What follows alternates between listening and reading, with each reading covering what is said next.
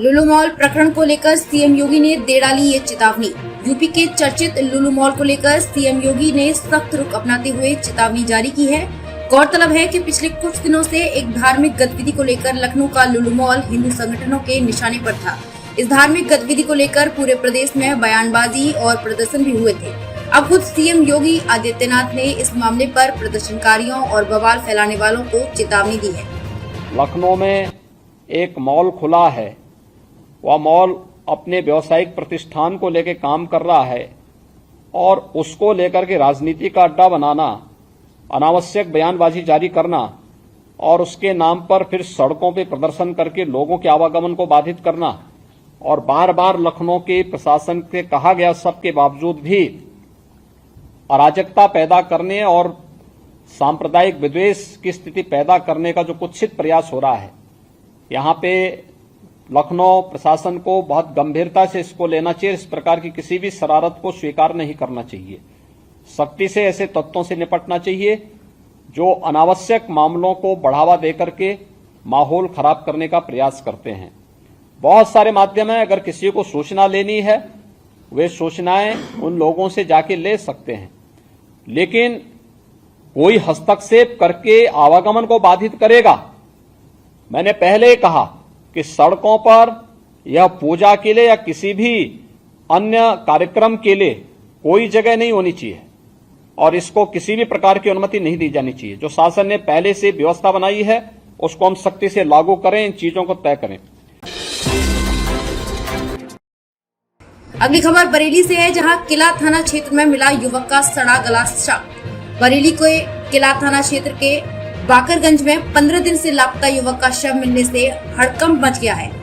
लापता युवक का शव महीने भर से बंद फर्नीचर बनाने के कारखाने में पड़ा मिला। दरअसल बाकरगंज निवासी शरीफ उर्फ बड़े पिछले 15 दिन से लापता था।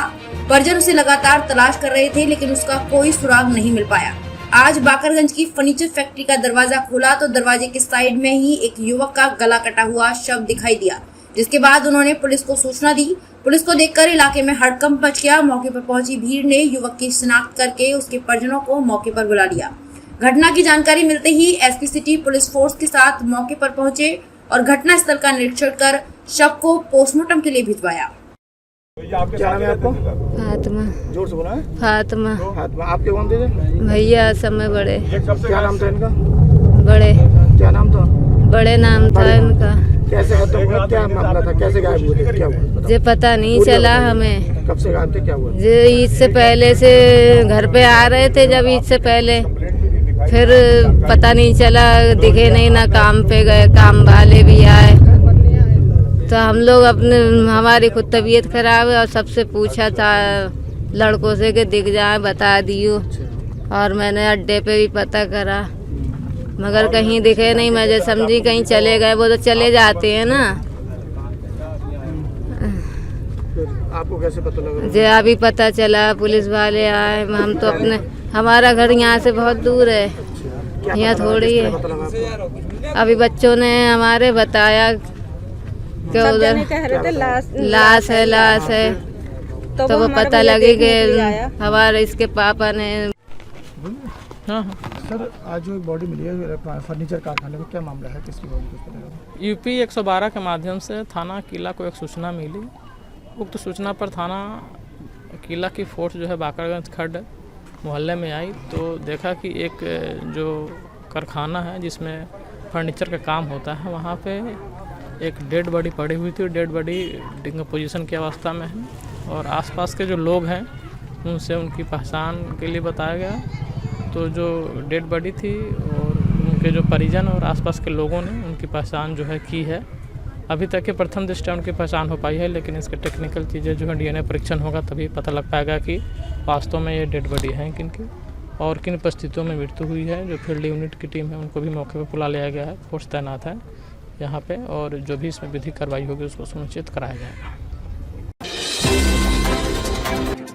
बरेली के सैटेलाइट बस स्टेशन के पास उस वक्त बड़ा हादसा टल गया जब सीएनजी भरवाते हुए एक बस CUGL के सीएनजी पंप पर अचानक आग का गोला बन गई। आग इतनी भयानक थी कि आग लगने से अफरा तफरी मच गई और सभी लोग भागने लगे। गनीमत रही इस हादसे में सीएनजी पंप की छत को ही नुकसान हुआ है। और बड़ा हादसा टल गया। सूचना मिलने पर फायर ब्रिगेड की गाड़ी वहां पहुंची और आग पर काबू पाया गया। हादसे में शिकार हुई बस को रोडवेज का बताया गया था। इस विषय पर रोडवेज के RM RK त्रिपाठी ने जानकारी देते हुए बताया, बरेली के पॉश कॉलोनी में घूमता मिला सियार। बरेली में बंदर के हमले के बाद अब सियार के हमले का मामला सामने आया है। दरअसल 2 दिन पहले बरेली के शाही थाना क्षेत्र के दुनका कब्जे में एक दुधमुए बच्चे को पिता की गोद से छीनकर बंदरों ने 3 मंजिला छत से नीचे फेंक दिया था, जिससे उसकी मौके पर ही मौत हो गई थी। वहीं अब बारादरी थाना क्षेत्र के फाइल एनक्लेव कॉलोनी में एक सियार घुस आया है। सियार ने कई लोगों पर हमला कर दिया। सियार के हमले का CCTV वीडियो सामने आया है। वीडियो में सियार एक मोटरसाइकिल सवार पर हमला करता दिख रहा है। इसके अलावा भी कई लोगों पर हमला करते दिख रहा है। सियार के हमले से कॉलोनी वासियों में जबरदस्त दहशत है। लोग डर की वजह से अपने बच्चों को घर से बाहर निकालने से डर रहे हैं। पिछले कई दिनों से फाइक इनक्लेव में लगातार एक सियार लोगों के काट रहा है। अभी 2 दिन पहले जहीर भाई की वाइफ गजाला भाभी के भी काटा, बच्चों के भी काट चुका है। बाइक पर चल रहे कई सवारों के काट लिया, लेकिन अभी तक शासन प्रशासन ने उसको पकड़ने की कोई व्यवस्था नहीं की है। मेरा निवेदन है शासन प्रशासन से कि जल्द से जल्द उस सियार को पकड़कर वन विभाग के लोग ले जाएं और उसको वन में छोड़ा जाए, जिससे कि फाइक इनक्लेव सोसाइटी के लोगों को शांति से अपना जीवन बिता सकें और जो भय सियार का उनके ऊपर बना हुआ है वो भय जल्द से जल्द समाप्त हो। आम आदमी को लगा महंगाई का झटका, इन चीजों पर बढ़ी GST। पैकेज्ड एंड लेबल युक्त दही, लस्सी, पनीर, शहद, अनाज, मांस और मछली खरीदने पर 5% GST देना होगा। लगातार बढ़ रही महंगाई के बीच आज से आपकी जेब और ढीली होने वाली है। अब आपको पैकेज्ड एवं लेबल वाले दही, पनीर, लस्सी और रोजमर्रा के इस्तेमाल होने वाली जरूरी वस्तुओं की कीमतों पर आज से अधिक GST देना होगा। पिछले महीने हुई बैठक में GST परिषद ने विभिन्न उत्पादों पर GST दरों में बदलाव किया है। इसके तहत अब दही, लस्सी, पनीर, शहद, अनाज, मांस और मछली खरीदने पर 5% GST देना होगा। इसके अलावा अन्य वस्तुओं के GST स्लैब में भी बदलाव किए गए हैं। नमस्कार, मैं कशिश भदौरिया और आप देख रहे हैं यूपी न्यूज़ टुडे नेटवर्क।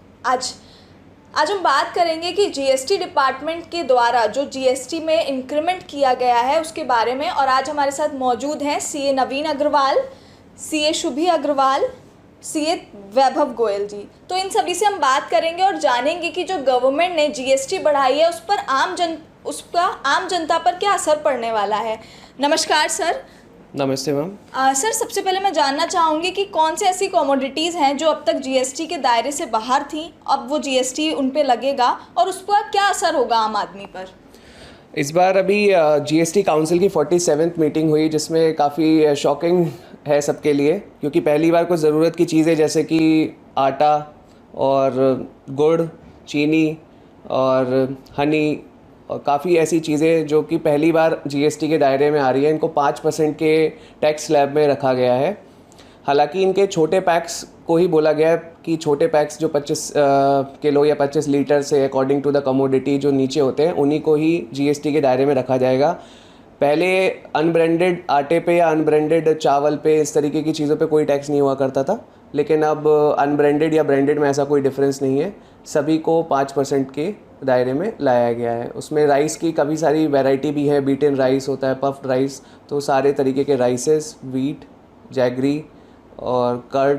पहले योगर्ट होता था कि मीठा दही होगा वही टैक्सेबल होगा, अब योगर्ट चाहे प्लेन दही हो वो सारे टैक्सेबल में है। एक कोकोनट वाटर है जिसके लिए 12% का रेट आया है जी। तो इस पर क्या आम जनता पर इसका असर क्या पड़ने वाला है। देखिए, आम जनता के लिए आज जो चीज़ें जिस प्राइस में आ रही हैं उससे एक डेफिनेटली एक इंक्रीज़ देखने को मिलेगा कि हम लोग वैसे ही महंगाई से और दूसरी चीज़ों की वजह से पेट्रोलियम प्रोडक्ट से झेल रहे हैं, तो इसका एक इम्पैक्ट ज़रूर दिखेगा आम जनता पर, जो कि टैक्स के नॉर्मल इनकम टैक्स वगैरह से दायरे से बाहर होती है, लेकिन इनडायरेक्ट टैक्स सीधे रोज़मर्रा की चीज़ें इससे महंगी होने के लिए पूरी संभावना है।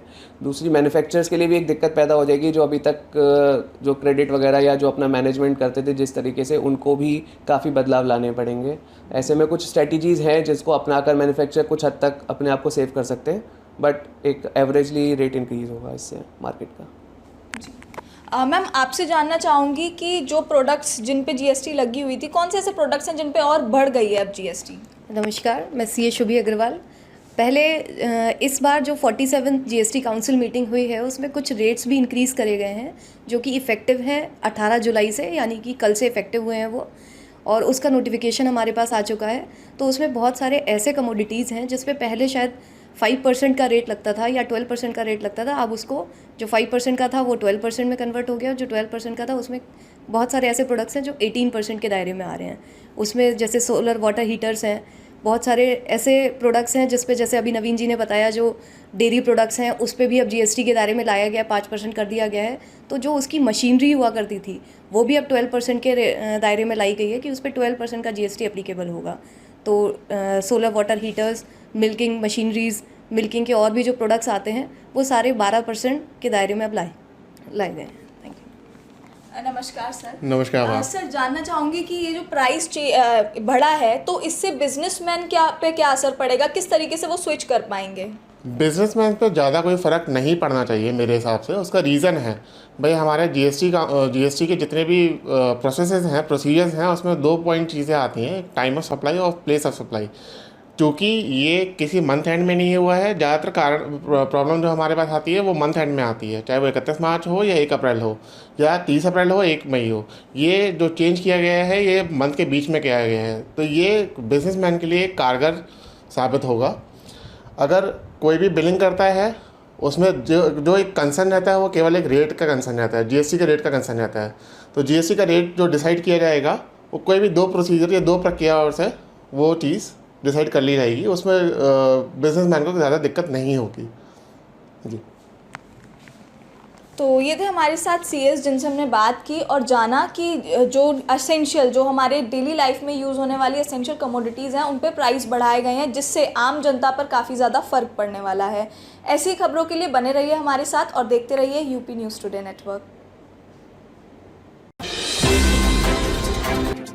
आइए आपको रूबरू कराते हैं बरेली की खास शख्सियत से। रति अग्निहोत्री भारतीय फिल्म अभिनेत्री और टीवी कलाकार हैं। रति का जन्म 10 नवंबर 1960 को बरेली में हुआ था। रति अग्निहोत्री एक पंजाबी परिवार से ताल्लुक रखती हैं। रति ने मॉडलिंग की दुनिया में कदम 10 साल की उम्र में रख दिया था, लेकिन उनके पापा का ट्रांसफर बरेली से चेन्नई हो गया। उन्होंने अपने स्कूली दिनों के दौरान कई स्टेज शो में भी हिस्सा लिया। रति के करियर की शुरुआत स्कूल प्ले के दौरान हुई, क्योंकि तभी निर्देशक भारती राजा की नजर रति पर पड़ी थी।